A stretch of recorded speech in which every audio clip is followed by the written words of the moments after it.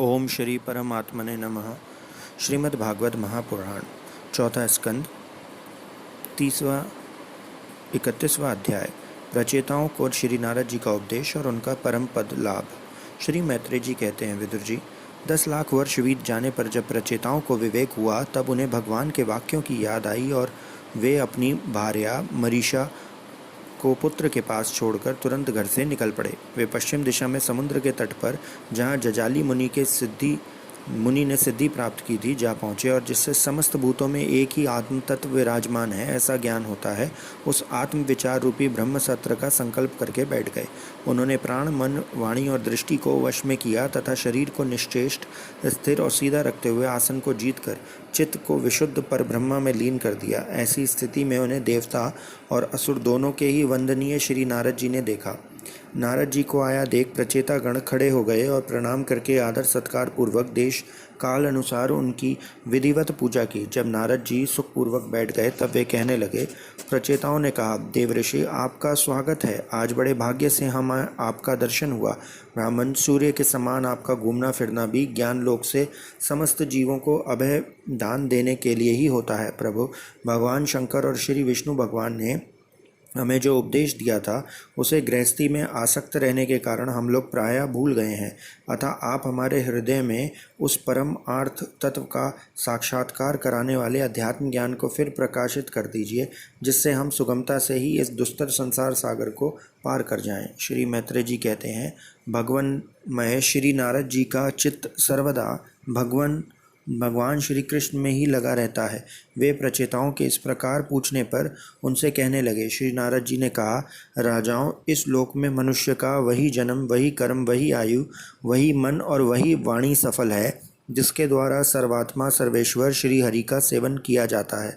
जिनके द्वारा अपने स्वरूप साक्षात्कार कराने वाले श्री हरि को प्राप्त न किया जाए, उन माता पिता की पवित्रता से, यज्ञोपवीत संस्कार से, उस यज्ञ दीक्षा से प्राप्त होने वाले उन 3 प्रकार के श्रेष्ठ कर्म जन्मों में वेदोक्त कर्मों से, देवताओं के समान दीर्घ आयु से, शास्त्र ज्ञान से, तप से, वाणी की चतुराई से, अनेक प्रकार की बातें याद रखने की शक्ति से, तीव्र बुद्धि से, बल से, इंद्रियों की पटुता से, योग से, सांख्य से, आत्म अनात्म विवेक से, संन्यास और वेद अध्ययन से तथा व्रत वैराग्य आदि अन्य कल्याण साधनों से भी पुरुष का क्या लाभ है।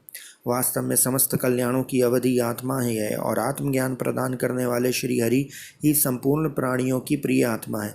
जिस प्रकार वृक्ष की जड़ सींचने से उसके तना, शाखा, उपशाखा आदि सभी का पोषण हो जाता है, जैसे भोजन द्वारा प्राणों को तृप्त करने से समस्त इंद्रियां पुष्ट होती हैं, उसी प्रकार श्री भगवान की पूजा ही सबकी पूजा है।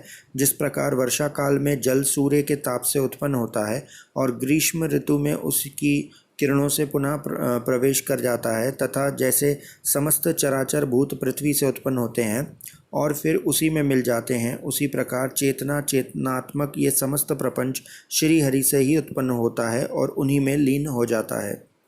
वस्तुतः यह विश्वात्मा श्री भगवान का वह शास्त्र प्रसिद्ध उपाधि रहित स्वरूप ही है।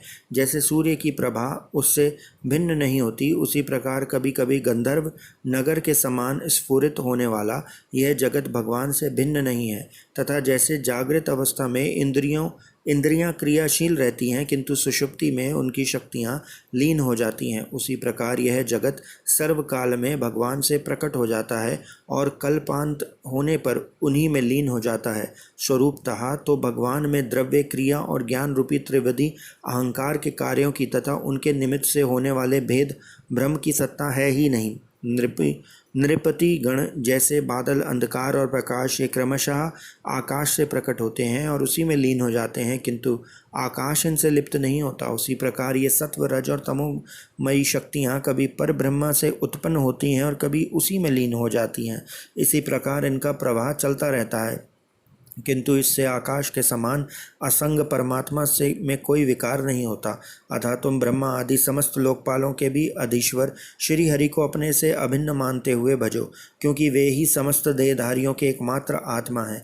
वे ही जगत के निमित्त कारण काल, उपादान, कारण प्रधान और नियंता पुरुषोत्तम है, तथा अपनी काल शक्ति से वे ही इन गुणों के प्रवाह रूपी प्रपंच का संहार कर देते हैं।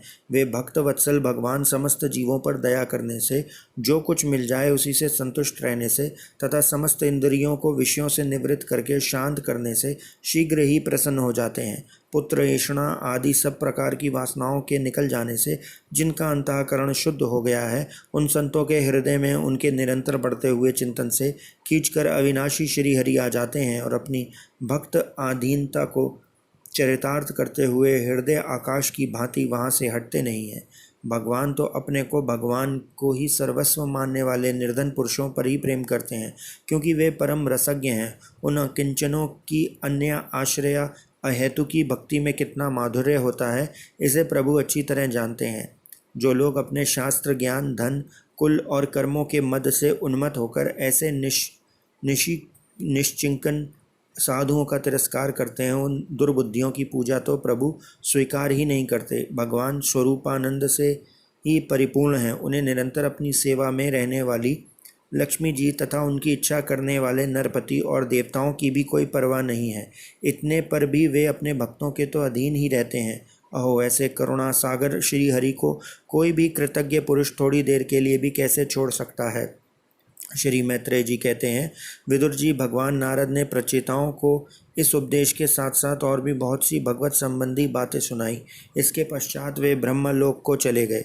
प्रचेतागण भी उनके मुख से सम्मुख संपूर्ण जगत के पाप रूपी मल को दूर करने वाले भगवत चरित्र सुनकर भगवान के चरण कमलों का ही चिंतन करने लगे और अंत में भगवत धाम को प्राप्त हुए।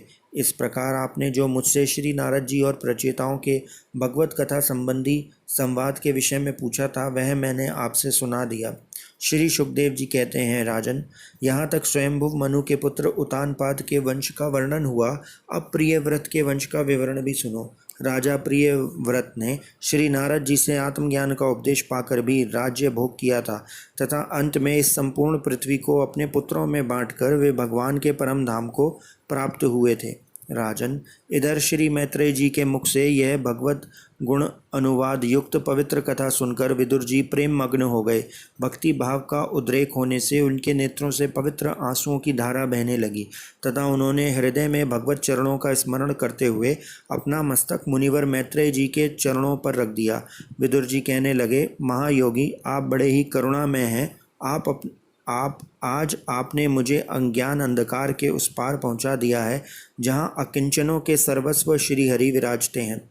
श्री सुखदेव जी कहते हैं, मैत्रेय जी को उपयुक्त कृतज्ञता सूचक वचन कहकर तथा प्रणाम कर विदुर जी ने उनसे आज्ञा ली और फिर शांत चित्त होकर अपने बंधुजनों से मिलने के लिए वे हस्तिनापुर चले गए।